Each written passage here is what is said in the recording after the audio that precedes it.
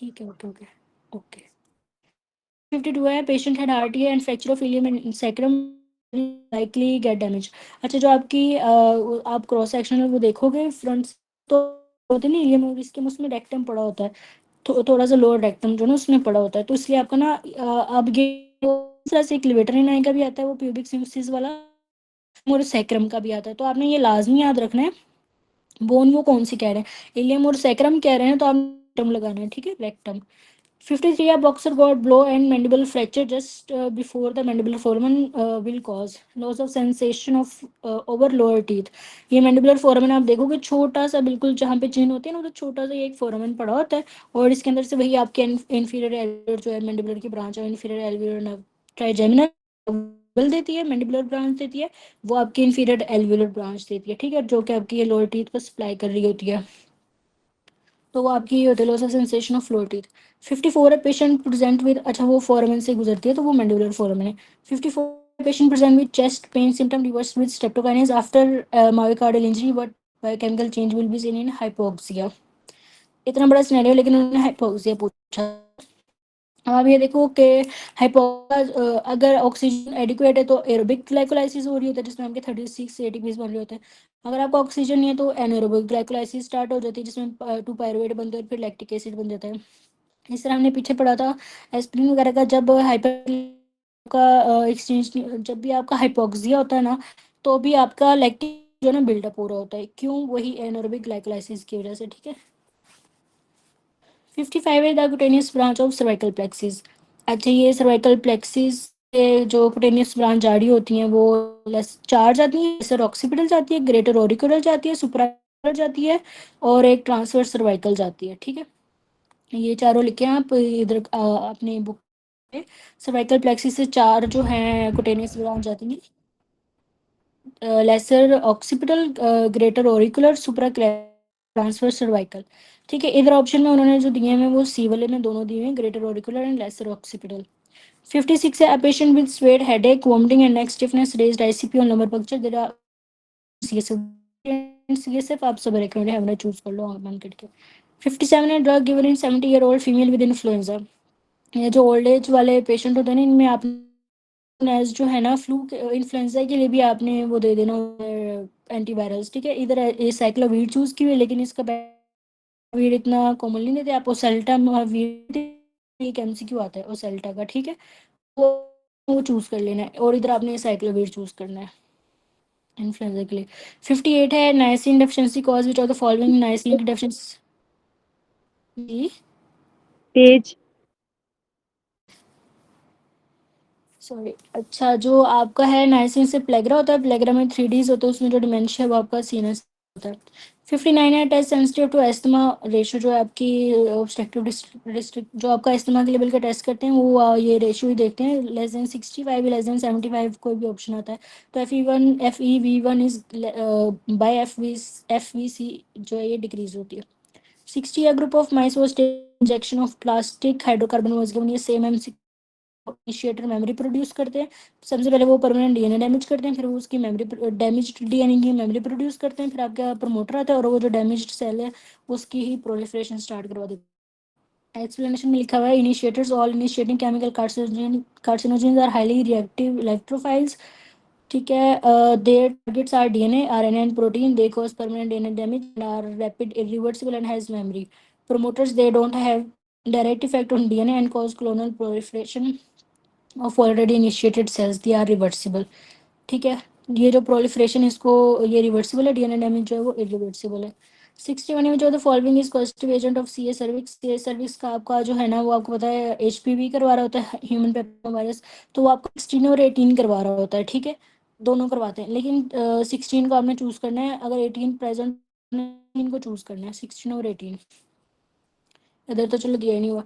62 है, DNA is often damaged causing carcinogenesis which is following is DNA rep, अच्छा tumour suppressor और DNA repair gene आपकी P53 है, और जो इसमें RB1 है ये वही आपके ओस्टियोसार्कोमा और रेटिनोब्लास्टोमा वाली है। AP है आपकी कोलोन कैंसर में होती है, वो ये आपकी पेनक्रेटाइटिस और पॉलिप्स वगैरह में होती है।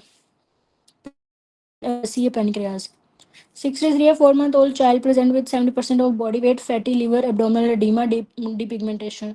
ये एडिमा है, इसका मतलब उसमें प्रोटीन कम है, ठीक है, abdominal edema और फैटी लिवर, और ये जो है ना आपकी क्वाशियोरकड़ में फैटी लिवर और साथ ही 4 मंथ का भी, और उसमें एडिमा भी है, ये आपका लो ऑनकोटिक प्रेशर की वजह से एडिमा इनमें।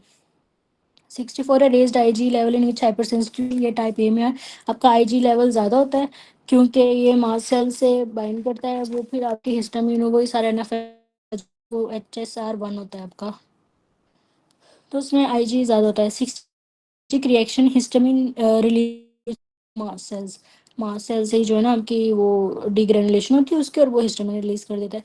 66 बाय विच फॉलोइंग, ये इम्यूनोग्लोबुलिन आपके जो है ना एंटीबॉडीज को कहते हैं, तो ये आपकी प्लाज्मा सेल से बनती हैं।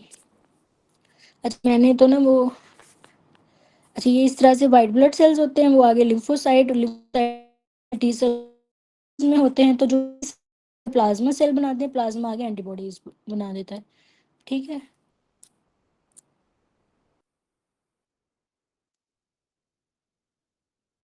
क्या कह रहे हैं आप?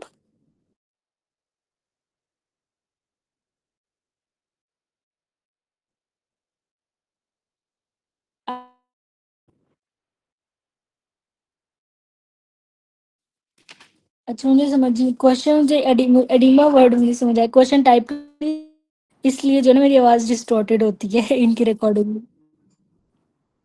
63, हाँ जी। ये 4 मंथ के लिए, ठीक है। एडिसन नहीं होता 4 मंथ वाले में, और एडिमा भी नहीं होता उसमें, फैटी लीवर भी नहीं होता उसमें, डीपिगमेंटेशन नहीं होती, बल्कि उसमें तो ब्लैकनिंग हो जाती है, हाइपर पिगमेंटेशन उसको बोलेंगे जी। एडिसन का भी आई।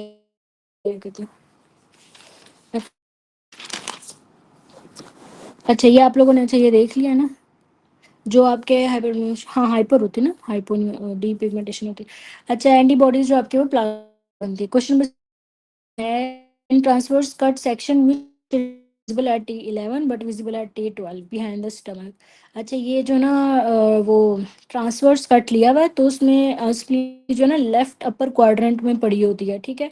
वैसे वाला लेवल पूछे तो वो T10 to T12 होती है, आपको पता है जब एक MCQ होता है जिसमें T9 या T10 पे जो इंजरी होती है तो आपकी स्प्लीन डैमेज होती है, ठीक है, तो ये उधर ही पड़ी होती है।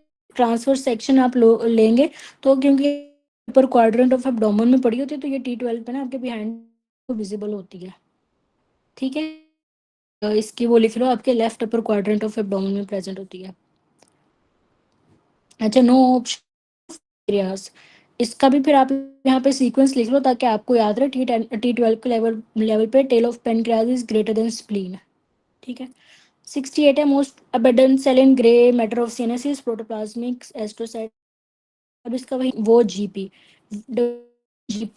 तो वाइट में आपके ओलिगोडेंड्रोसाइट्स होते हैं और ग्रे में आपके साइट्स होते हैं, ठीक है। अब इस नॉलेज को थोड़ा और जो है यहाँ पे एक्सपेंड करते हैं।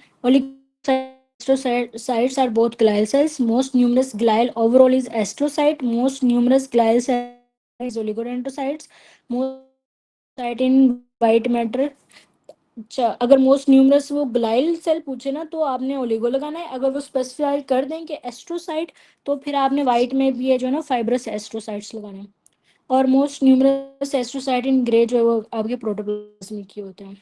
मोस्ट न्यूमरस आपके जो ग्लाइल सेल पूछे हैं वाइट मैटर में, तो आपने ओलिगोडेंड्रोसाइट्स लगाए। मोस्ट न्यूमरस अगर वो आपके एस्ट्रोसाइट पूछे तो फिर आपने फाइब्रस एस्ट्रोसाइट्स लगाने हैं, ठीक है। ऑफ इम्पेक्शन ऑफ यूरिटेरिक स्टोन, तो मोस्ट कॉमनली ये जो आपका है ना opening of ureter into bladder, आपको आपकी ये कंस्ट्रिक्शन की ये PUJ होता है, और जब एट पेल्विक ब्रिम होता है, और दूसरा जब यूरिटर जो है आपके वो विजाइको यूरिटर जो हो रहा होता है ना, विजाइको ureter explanation common site of lodging of ureteric stone overall adult में जो है विजाइको यूरिटेरिक जंक्शन होता है, जो है ना होता है, उन्होंने बस वैसे लिखा हुआ है कि ureter into bladder. Common site for lodging of ureteric stone in child जो है वो आपका PUJ होता है, ureter narrow junction is greater than वेरिट। अच्छा अगर वो स्पेसिफाई करते हैं मोज़ाइको यूरिटेरिक जंक्शन और साथ लिखते हैं यूरिटर, फिर भी आपने मोज़ाइको यूरिटर को प्रेफर करना है। 70 के primary active transport uses the following. Primary active जो है वो पंप यूज़ करता है आपका, सेकेंडरी एक्टिव जो है एनर्जी यूज़ कर रहा होता है, एटीपीज यूज़ करता है।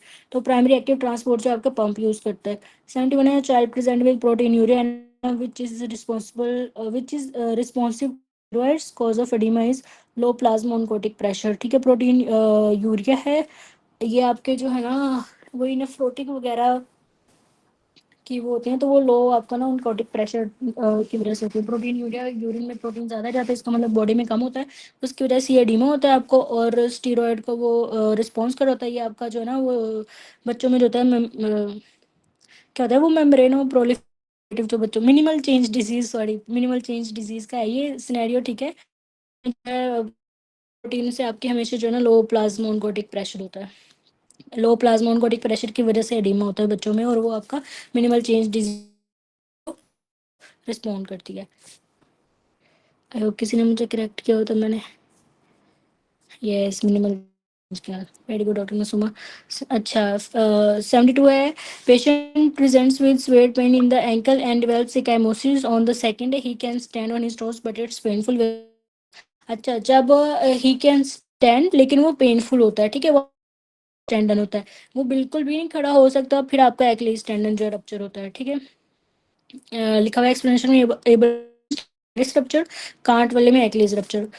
73 है plantaris is plied by which tibial nerve होते हैं। प्लांट टेरिस आपका जो है ना बैक पे प्रेजेंट होता है, और आपको पता है आपकी टिबियल भी है आपका प्लांट, और ये ठीक है प्लांट टेरिस और टिबियल याद रहेगा। Plantaris is supplied by tibial. Most widely used tumour cell is peripheral smear. अगर वो पूछते हैं ना most widely use technique to detect, फिर आपने ट्यूमर मार्कर लगा, अगर ट्यूमर सेल कहेंगे, सेल्स तो आपको पेरिफेरल्स में। ठीक है, 75 an alcoholic patient presented with haemorrhage petechiae, bruised skin and mucosal lesion। ठीक है, एक तो अल्कोहलिक है which are poorly healing with decrease collagen defective cells. आपको पता है फाइब्रोब्लास्ट, फाइब्रोब्लास्ट जो प्रोड्यूस अमॉर्फस ग्राउंड, और उसका और ये आपके कोलेजन को ले डाउन करता है, तो ये आपकी हीलिंग में भी फिर इस का। ठीक है, और अल्कोहलिक ही दिया होता है हमेशा साथ, और साथ ये पूरी हीलिंग वूंड दिया होता है, तो आपके फाइब्रोब्लास्ट होते हैं। 76 है anterior dislocation of femur on tibia ligament damages. Femur का रिलेशन है वो इनवर्स है, टिबिया का और जो लिगामेंट का है वो डायरेक्ट है। अगर कह रहे हैं एंटीरियर डिसलोकेशन ऑफ फीमर, तो मतलब आपका पोस्टीरियर लिगामेंट होगा। ठीक है, और अगर ये डिसलोकेशन ऑफ फीमर, तो फिर आपने एंटीरियर लिगामेंट लगाना था। इसी तरह से अगर टिबिया पहले लिखा होता ना anterior dislocation of tibia, cruciate लगाना था। अगर आता पोस्टीरियर डिसलोकेशन ऑफ टिबिया, तो फिर जो आपने पोस्टीरियर ही लिगामेंट लगाना था। ओके, और जो आपका फीमर है उसका इनडायरेक्ट होता है। 77 है GMP is secondary receptor ANP BNP, ये जो आपका टेबल में लास्ट कॉलम है ना ग्रैंड पर लिखा हुआ है निमोनिक, तो वो एनपी और बीएनपी जीएमपी की से होते हैं। 78 है female of hyperprolactinoma was diagnosed with pituitary adenoma. The growth of this tumor anteriorly will compress। Anteriorly जो है ये ऑप्टिक नर्व, आंखें आपकी एंटीरियरली पड़ी हुई है ना, एक आप ऐसे इस तरह याद रखो कि जो कवर्नल साइनस के जो है सुपीरियरली आपको ऑप्टिक कियाज्मा पड़ा हुआ है। ठीक, और वैसे आप लोग इसका वो पिक्चर्स वगैरह देख लोगे ना ज़्यादा सही रहेगा, लेकिन आप इसको इस तरह से बस याद रखो कि जब सुपीरियरली आता है तो ऑप्टिक कियाज्मा का भी आपने ऑप्शन चूज करना होता है कवर्नल साइनस का। ठीक है, सुपीरियरली आपका जो है ऑप्टिक कियाज्मा पड़ा होता है, उसके लेटरली ये पिट्यूटरी पड़ा होता है, मतलब ये दोनों एक दूसरे के ना पिट्यूटरी और कवर्नल साइनस साथ पड़े होते हैं। अगर लेटरल पूछें तो आप कवर्नल साइनस के मीडियल पूछें तो फिर आप पिट्यूटरी लगा दें। अच्छा, तो उसके इन्फीरियरली आपके स्फिनोइड के ऊपर जो है पिट्यूटरी आपका, आपको पता है रेस्ट कर होता है, तो इन्फीरियरली आपका जो है स्फिनोइड एयर साइनसेस होते हैं, सुपीरियरली आपका ऑप्टिक कियाज्मा पड़ा हुआ है, और आगे की तरफ आपकी आइज होते हैं, तो वहाँ पे ऑप्टिक नर्व पड़ी होती है। ठीक है, एक या तो आप बॉक्स बना लो या वैसे ही आप याद कर लो। सुपीरियरली जो है आपका ऑप्टिक कियाज्मा होता है, फिर आपका पिट्यूटरी या कवर्नल साइनस पड़ा होता है, और बिल्कुल इन्फीरियरली आपके जो है स्फिनोइड एयर साइनस पड़े होते हैं। ठीक है, आपकी आईज हैं तो वहाँ पे आपकी ऑप्टिक नर्व पड़ी होती है। ठीक है, समझ आया ये? हाँ जी, CGMP का निमोनिया। आ गया। ठीक है, 79 है, अब होता है नहीं पेज का।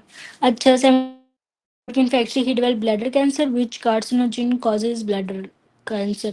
अच्छा, जो ये फैक्ट्री वर्कर और ब्लैडर कैंसर होता है ना, तो ये आपका या तो एरोमेटिक अमाइंस की फैक्ट्री होती है, जिसमें या तो एरोमेटिक डाइज होते हैं आपके, या जो है एजोडाइज जो है वो उन कार्बन, और फिर आपका जो है ना ब्लैडर कैंसर होता है। ठीक है, तो ये हाइड्रोकार्बन होते हैं। एक तो आपके स्मोकिंग में भी हाइड्रोकार्बन, लेकिन जब वो फैक्ट्री वर्कर दे रहे हैं, अगर वो स्मोकिंग वाले में दें तो आपने सी लंग लगाना है, हमेशा स्मोकिंग सी लंग सबसे पहले लगाना है। और अगर वो वर्कर्स दें तो आपको पता है फिर वो डाइज या फिर आपके जो डाइज अगर हाइड्रोकार्बन नहीं करें तो आपके ब्लैडर का कार्सिनोमा। ठीक है, ये फर्क है एक। एटीया patient undergoing ascitic tap for ascites fluid at costodiaphragmatic recess where to pass needle. तो ये आपकी T10 मिड एक्सरी लेवल। ठीक है, तो एक्सिट लेवल पे और क्या करते हैं हम, पीछे एमसीक्यू पढ़ा हुआ है इतनी दफा।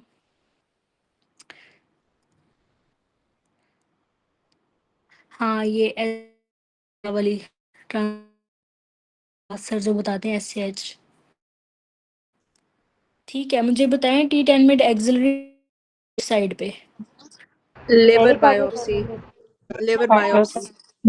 यस, बिल्कुल लीवर बायोप्सी। ठीक है, क्वेश्चन नंबर 81 है, obstructed delivery presented with inability to abduct the arm, loss of flexion and loss of supination of arm at elbow joint, but due to damage of। अच्छा, ये लाजमी जो है ना ऑब्स्ट्रक्टेड डिलीवरी में जो है बच्चे का वो हाथ ही यूजुअली फंस जाता है, तो फिर उनको ना अब से हो जाती है, अपर ट्रंक ऑफ ये ब्रेकल प्लेक्सिस इंजर हो जाता है। ठीक है, डैमेज हो जाता है। तो अगर वो पूछें कि आर्म उसका जो है अडक्टेड है, मीडियली रोटेटेड है, और एक्सटेंशन हुई और प्रोनेशन हुई हुई है रेडियो अल्नर जॉइंट पे, तो भी वो अब्स पॉइंट का ही कह रहे हैं। अगर वो ये ना कि अडक्टेड है, तो वो ये कहेंगे लॉस ऑफ एबडक्शन, इसका मतलब वो अडक्टेड ही है। ठीक है, तो ये आपका अब्स पॉइंट ही होता है। एक तो ये आपकी जो सारी मूवमेंट है ये भी आपको अब्स पॉइंट का। ऑब्स्ट्रक्टिव डिलीवरी में भी नॉर्मली जो है ना आपका यही अब्स वो पॉलिसी। 82 है, a PPD tuberculin test done to a patient after 15 mm erythema is noticed as responsible। ये 15 mm से 15 mm, इसका मतलब है उसको टीबी पॉजिटिव है, तो इसमें आपके जो है हेल्पर टी सेल और CD4 होते हैं।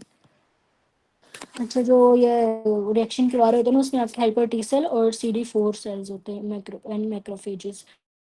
फीड ऑन HRT हैविंग, ठीक है, ओवेरियन एंडोमेट्रियल थ्रोम्बोएम्बोलिज्म।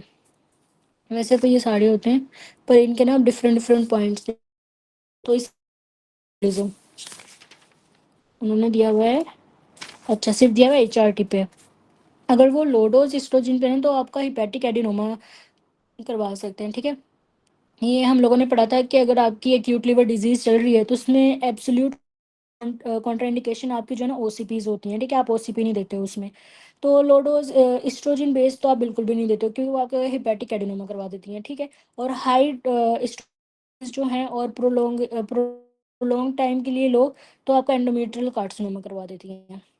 और अगर सिर्फ वो आपका इंक्रीज रेट्स ऑफ थ्रोम्बोएम्बोलिज्म करवा देंगी। डोज का जिक्र ना करें और सिर्फ एस्ट्रोजन, तो आपका thromboembolism. Mix HRT containing both oestrogen progesterone, तो आपका ब्रेस्ट कार्सिनोमा। ठीक है, ये सारे MCQ आते हैं, आपने इसी तरह से याद करने। लो डोज और हाई डोज का याद कर लीजिएगा, और प्रोलोंग अगर यूज हो तो उसका आप लोग याद कर लीजिए एंडोमेट्रियल, और अगर तो सी ब्रेस्ट। 84 है, ब्लड सप्लाई ऑफ थैलेमस सब थैलेमस एंड हाइपोथैलेमस। तो इस ये जो किसकी ब्रांच जो होती है इनको सप्लाई करती है, वो आपके इंटरनल कैरोटिड की होती हैं। अच्छा, आप लोगों ने वो आर्टरीज के वो देखे थे जो मैंने सारी पिक्चर्स भेज दी नोट, अब सॉरी, यस मैंने अब स्पाल्स पॉइंट, पॉइंट हार्ट में होता है, सॉरी, अब पालसी। अच्छा, मुझे बताएं इंटरनल आप लोगों ने आर्टरीज की वो देखी है, डिफरेंट MCQs में उन सब की आर्टरीज या उसका ब्रांचेस की जो है ना आप लोग वो लाजमी याद कर लो प्लीज़। ठीक है, एटलीस्ट एक दफ़ा ना गो थ्रू कर लो, क्योंकि उसमें से लाजमी MCQs आते हैं, आप लोग हर पेपर में देख रहे हो। अच्छा, जो आपकी इंटरनल कैरोटिड आर्टरी होती है ना, उसका निमोनिक होता है अवीआईपी कोमा। ठीक है, अवीआईपी कोमा। तो इसमें से जो एम और ए है ना, वो एमसी और आपका एसी होता है। ठीक है, और जो इसमें से कोमा का और जो इसमें से वीआईपी का पी आर्टरी होती है। तो ये सारी सप्लाई कर ब्रेन को, थैलेमस को, सब थैलेमस, हाइपोथैलेमस। ठीक है, कैरोटिड आर्टरी की ब्रांचेस होती हैं। 85 है, after injury patient complain that his age before, this is due to lesion plexus. अच्छा, ये आपके जो है ना 3 ट्रंक होते हैं। तो जो इसमें अपर ट्रंक है ना, वो उस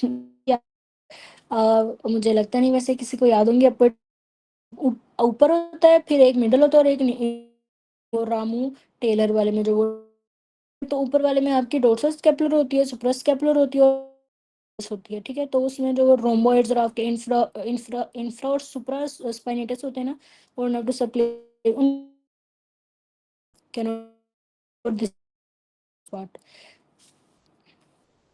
अच्छा, 86 है, patient has lateral chest wall blow injury beneath right arm after which vertebral column of scapula becomes prominent।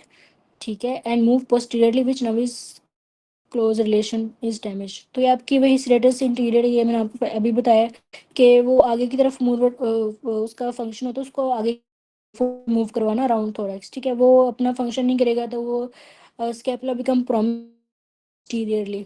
तो ये आपका स्टेटस इंटीरियर सीखना। 87 है, पेप smear done which shows dysplasia but basement membrane is intact। what is this? basement वो आपका type of change in metaplasia is functional and morphological change. ठीक है, metaplasia जो है वो आपकी फंक्शनल होती है वो भी। ठीक है, और मोर्फोलॉजिकल चेंज होती है, जैसे आपका बेरेट एसोफेगस के आप लोग ले लें कि वो स्क्वेमस से जो है कलमनर बन जाती है, क्योंकि कलमनर स्टमक में होती है। क्यों? क्योंकि वहाँ पे एसिड से उसने प्रोटेक्ट करना होता है, और वो एसिड रिफ्लक्स एसोफेगस में आ रहा होता है। तो उसको मतलब कि प्रोटेक्ट करने के लिए एसोफेगस को, तो उसके एपिथेलियम में चेंज होता है। तो ये आपका ना एक्टिव मैकेनिज्म होता है, यूजुअली स्ट्रेस की वजह से चेंज होती है एपिथेलियम और फंक्शन और लेकिन वो फंक्शनल होती हैं। ठीक है, 89 है, 2 groups of people were selected, one presented with vomiting and one without vomiting. तो ये प्रेजेंस और एब्सेंस जो है ना, ये आपकी नॉमिनल होती हैं। नॉमिनल डाटा होता है आपका, प्रेजेंट है या एब्सेंट है। तो presence of vomiting and absence of vomiting is nominal. 90 है, a 45-year-old previously normal lady start having dry cough fever 3 months back, recovered for 1 month when she went on. Okay, वो 3 month से थी उसको ये जब वो वेकेशन पे गई तो वो ठीक हो गई। Again developed symptoms where she got back to her canaries. X-ray multiple nodular lesions with the lung zones. The mechanism of her symptoms was जो antigen अच्छा, ये आपका जो है ना हाइपर सेंसिटिविटी न्यूमोनाइटिस होता है, दूसरा ये आपका जो ना टाइप 3 होता है, एंटीजन एंटीबॉडी मीडिएटेड रिएक्शन। तो ये कभी कभी इन्होंने सिर्फ हाइपर सेंसिटिविटी न्यूमोनाइटिस पूछा होता है, ये जो ठीक हो जाती है अपनी कैंडीज में जाके फिर बीमार हो जाती है। और दूसरा एंटीजन एंटीबॉडी मीडिएटेड रिएक्शन पूछा हुआ है। HSR से डिस्कस कर रहे थे, वो यही था कि जो गुड पास्चर होता है ना वो, और वो जो क्रीसेंट वाला था आरपीजीएन, वो आपका 3 होता है। कल डॉक्टर आलिया, ऐसे में तो वो टाइप 2 है। किसमें किसमें कह रहे हो? अच्छा, ये ना मैंने सर ने हमें ना पिक्चर बनवाई थी। पास्चर में भी आपका 2 है, माइस्थीनिया ग्रेविस एमजी के 2 वर्ड हैं, रूमेटिक फीवर 2 के लिए सारे 2 हैं, ग्रेव्स डिजीज 2 वर्ड्स हैं, तो ये सारे आपके 2 हैं। और 3 का भी था एक, SLE PSGN। गुड पास्चर में 2 होता है, बाकी इनमें जो 3 होता है। ठीक है, और ये पोलियाट्रस नोडोजा, इसमें भी, डिphtheria में भी। ठीक है, ये 3 लिखा हुआ, और वो लड़के का नाम SLE है, लड़के का नाम आर्थस है। ये सर स्केच की तरह हमें वो बनवाते थे।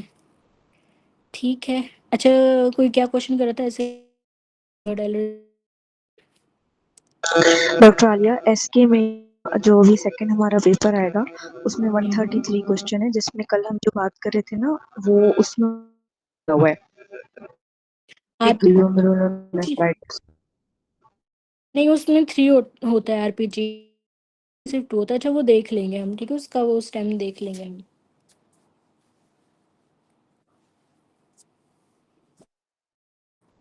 ये मैंने इसलिए आज देखा था, तो सिर्फ जो गुड पास्चर है उसका 2 लिखा हुआ था और आरपीजीएन का 3 ही लिखा हुआ था।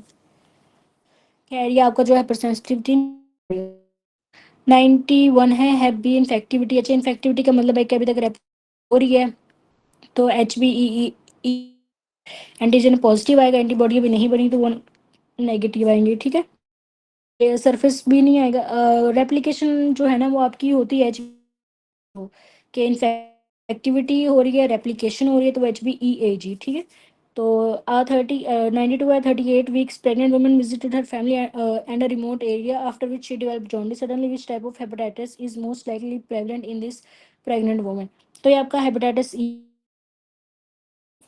रिमोट एरिया में उसने जो है विजिट किया।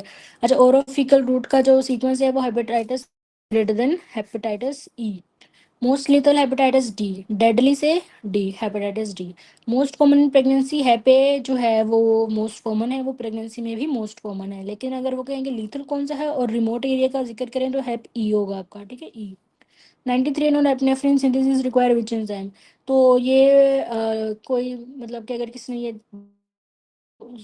बात किया तो उनको लगेगा डोपामिन और नोर एपिनेफ्रिन, तो वो कभी नहीं इसको चूज करेगा। तो लेकिन जो है ना इनका दोनों का और epinephrine synthesis require dopamine hydroxylase. तो जब हम पढ़ रहे थे मैंने इधर भी सेव किया है ये टायरोसिन से बनती है ये। ठीक है, और टायरोसिन हाइड्रोक्सिलेज से एल डोपा बनती है, डोपा डिकार्बोक्सिलेज से डोपामिन बन जाता है, और फिर मजीद डोपामिन बीटा हाइड्रोक्सिलेज से तो है आपका नोरेपिनेफ्रिन बनता है। ठीक है, इसमें से जो है ये इंपॉर्टेंट है, एक तो ये टायरोसिन से बनते हैं और दूसरा ये कि ये डोपा बी हाइड्रोक्सिलेज से डोपामिन से वो नोरेपिनेफ्रिन बन जाता है। 94 है, mother come to you month old baby, the baby has muscle weakness, no head hold, okay, failure to thrive. She says she gives the baby formula milk mixed with 4 month वाले babies को जब भी आप तो जो है ना हनी दोगे ना, हनी से आपका होता है बोटोलिनियम, क्लोस्ट्रीडियम बोटोलिनियम। ठीक है, तो ये वो है फेलियर टू थ्राइव है, नो हेड होल्डिंग है, ये सारे आपके जो है ना बोटोलिनियम की वजह से होते हैं, और ये हनी में होता है। एंड कॉज इन फेंट बोटोलिनियम टू हनी बिफोर बनी, वो शहद की वो बना है, तो काफ़ी अवेयरनेस है। 95 है, patient present short limb, normal trunk and lumbar lordosis. The mode of inheritance of this disease is autosomal dominant. ये शॉर्ट लिम्स वाला जो है ना, ट्रंक नॉर्मल होती है लेकिन उनके जो लिम्स है वो शॉर्ट शॉर्ट होते हैं। एक टिकटॉकर इस तरह का बहुत मशहूर है, इंडिया की है, तो उनके उनको एक ऑन्ड्रोप्लेज नॉर्मल है, लेकिन उनके हाथ और पाँव बहुत छोटे छोटे से होते हैं। ठीक है, और 96 है, few with typhoid the organism resides इन। तो आपका आपको पता है कि टाइफॉइड 2 वीक्स के बाद जो इंटेस्टाइनल परफोरेशन हो जाती है, क्योंकि पाइट्स पैचेस में रिजाइड कर जाते हैं। लेकिन अगर 4 वीक से ज़्यादा तो वो आपके गाल ब्लैडर में जाके रिजाइड कर देते हैं, इसलिए लोग कह रहे होते हैं हम इतने इतने महीनों से टाइफॉइड है टाइफॉइड।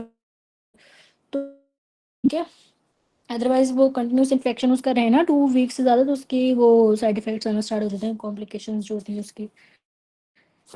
तो इधर लिखा हुआ है फ्यू डेज आफ्टर इन्फेक्शन, तो वो रिजाइड आपका पाइट्स पैचेस में, और अगर वो कहे ग्रेटर देन तो आपके गॉल ब्लैडर। हीन्स बॉडीज आपको पता है G6PD के लिए होती हैं, और हावल जॉल बॉडीज आपकी सिकल सेल मतलब एस्प्लिनिज्म या तो वो सिकल सेल या man excessive blood loss, hypotensive kept in ventilator support, PEEP given with 100% FiO2 to 5 days later, patient died on examination of lungs। अच्छा, इसमें से ये हाइलिन स्टिक्स है, ये बच्चों में भी जब आ रहा होता है तो आपको पता है ARDS में, और ये बड़ों में जो लंग्स देर पर हाइलिन स्टिक्स, ये इसकी वो एपिथेलियम डैमेज हुई होती है with increase number of macrophages and few neutrophils, तो ये आपका डिफ्यूज एल्वुलर डैमेज है।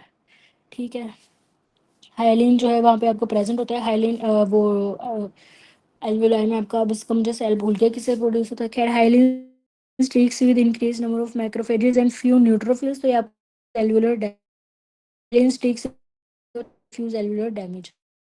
Plan a most dependent part in which drain placed after cholecystectomy। आपको पता है cholecystectomy का जो आपका ड्रेन डालते हैं वो राइट सब हेपेटिक स्पेस में डालते हैं। ठीक है, cholecystectomy करवाई होती है सब। After RT patient was on motorcycle fell down, damage on pubic structure damage, ये आपका लिवेटर नहीं है। इसके हम सैक्रम पूछें तो फिर आपने रेक्टम लगाना है, और प्यूबिक सिम्फिसिस पूछे तो फिर आपने लिवेटर लगाना है।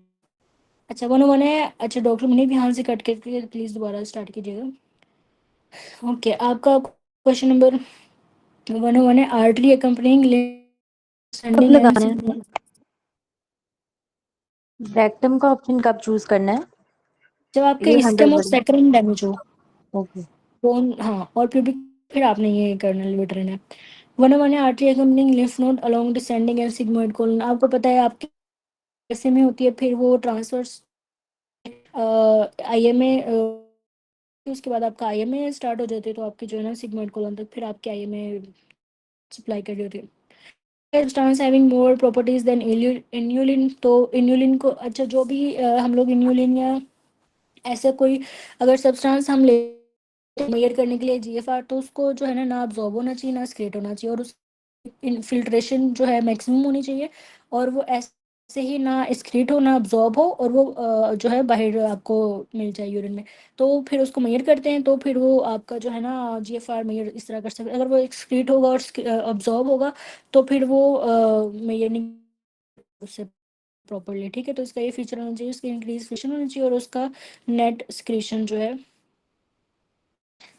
तो ये अब्जॉर्ब होता है और ना स्क्रीट हो रहा होता है। आप 103, a patient after RTA had severe blood loss and no urine output. Okay, after three, even after 3 days, patient failed to have urine output. Creatinine जो है biopsy was cortical necrosis को हो गई, तो ये आपका इरिवर्सिबल सेल, वो irreversible injury हो गई। And severe acute tubular necrosis which is cause, हर चीज़ जो है ना उसकी नेक्रोस्ड हो गई है, तो ये आपकी अब इरिवर्सिबल इंजरी हो गई है, ठीक। क्रेड भी बहुत ज़्यादा है, और 3 days से उसका यूरिन आउटपुट भी नहीं है, तो आपकी रिवर्सिबल इंजरी है। 104 है, regarding male urogenital system structure arrange behind the bladder from lateral to medial in which order. अच्छा इसका जो निमोनिक है ना, ये एमसीक्यू आता है। अच्छा उसका वजन में तो एक इंडियन थी, अच्छा। हाँ वो फ्लॉपी बेबी सिंड्रोम जो था, वो सही कह रही है। अच्छा तो ये ना एमसीक्यू इसका इसी तरह से आता है, लेटरल टू मीडियल, याद रखो यूएस से, ठीक है। यू से आपका यूरेटर है, एस से आपका सेमिनल वेसिकल है, और ए से आपका एम्पुला वॉस डिफरेंस है। इसकी पिक्चर मैंने देखी थी पढ़ते हुए, तो आप लोग भी जो है ना देख लेना। अगर इसको आप याद रखो, टू मीडियल इजी है, यूएस से यूरेटर ऑफ यूएसए। अच्छा उन्होंने नीचे लिखा हुआ US mnemonic. Monofiber which tumour involves extension of nerve sheath. अच्छा ये एक्सटेंशन ऑफ नर्व शीथ जो है ना आपकी एक्सप्लियोमॉर्फिक एडिनोमा में होती है। इधर उन्होंने लिखा हुआ है कार्सिनोमा एक्सप्लियोमॉर्फिक एडिनोमा। तो आपको पता होना चाहिए, ये इसका इसी का एमसीक्यू आता है, ऐसे ही आता है, और यही ऑप्शन होता है कि नर्व शीथ में एक्सटेंशन जो है ना आपके एक्सप्लियोमॉर्फिक एडिनोमा में वो एक्सटेंशन हो जाती है, तो फिर वही मैंने आपकी फेशियल नर्व को भी जो है इन्वॉल्व कर लेती है। एक्सटेंशन जो है ना नर्व शीथ एक्सटेंशन, वो आपकी एक्सप्लोमॉर्फिक एडिनोमा की होती है। 106 है, जो the following is responsible phosphorylation, ठीक है। इसका सीक्वेंस है अनकपलिंग का। तो अगर नॉरएपिनेफ्रिन प्रेजेंट है तो आपने उसको प्रेफर करना है, फिर आपका थायरोक्सिन है, और फिर आपका वन ऑफ डीब्रिंग ऑफ फेशियल ट्रांसवर्सालिस, ठीक है। इसकी मैंने पिक्चर देखी थी, आपको पता ही है। तो आपका इंडायरेक्ट इंग्वानल हर्निया वो डिफेक्ट होता है इससे, तो ठीक है। उसका जो है ना आपकी डीप रिंग अटैच करती है लेटरली आपके फेशियल ट्रांसवर्सालिस से। 108 damage to adductor canal which structure will be spared, ये आपका में भी आया हुआ था, ठीक है। अडक्टर कनाल का canal which structure will be spared, obturator nerve जो है वो स्पेयर हो जाएगी। कंटेंट देख लेते हैं। Adductor canal content femoral artery, femoral vein, saphenous nerve and nerve to vastus medialis in upper part. Okay, तो ऑब्चुलेटर नर्व होती है उसमें। 109 है, 25-year-old male with swelling at left inguinal region with positive cuff impulse and it moves when its lateral terminus is retracted downward. It is painful. आपका inguinal hernia जिसपे कफ कफ impulse आपका जो है ना वो पॉजिटिव है, ठीक है। आपका इंग्वाइनल हर्निया। 101 है, 110 है आपका diabetic patient undergoing an IPV test shows filling defect in renal pelvis and ureter. ये जो फीलिंग डिफेक्ट होता है ना, ये आपका गैस प्रेस पूरे ट्रैक में, तो इसकी वजह से फिलिंग डिफेक्ट आपका आ रहा होता है आईपीवी पे, ठीक है। तो ये आपका जो है ना एम्फीसीमेटस पोलिनेफ्राइटिस, इसको ईपीएन भी कहते हैं, क्योंकि इसमें जो है ना आपकी नेक्रोसिस ये आपका ना नेक्रोटाइजिंग इन्फेक्शन होता है, और ये डायबिटिक पेशेंट में ही होता है, और जो है ना ये प्रोड्यूस कर होता है गैसेज। तो इसकी मैंने पिक्चर देखी थी, तो वो थोड़ी थोड़ी जगह पे जो आपका फिलिंग प्रेशर इस तरह होती है कि वाइट वाइट स्पॉट होते हैं और बाकी ब्लैक होता है, गैस की वजह से जो है फिलिंग प्रॉपरली नहीं हो रही होती उसकी, ठीक है। तो ये और ईपीएन जो है ना वो गैस ये यूरेटर और पेल्विस में, रीनल पेल्विस में, तो इसमें फिलिंग डिफेक्ट होती है आपकी ईपीएन में। 111 है sciatic and optic both supply which muscle adductor Magnus, वो मेगा है, वो मैग्नस है, तो वो दोनों से सप्लाई ले रहा होता है। जो अडक्टर है वो बाकी अडक्टर्स की तरह ऑब्चुरेटर से सप्लाई होता है। जो हैमस्ट्रिंग है जो थोड़ा सा पीछे की तरफ होता है वो आपके शियाटिक पीछे सप्लाई कर रही होती है हैमस्ट्रिंग्स को। तो जो हैमस्ट्रिंग पार्ट है वो आपका जो है sciatic nerve से supply होता है। 112 है while examining radiographs of 48 years patient, a physician is trying to distinguish the jejunum, has observed that jejunum has few mesenteric kids 30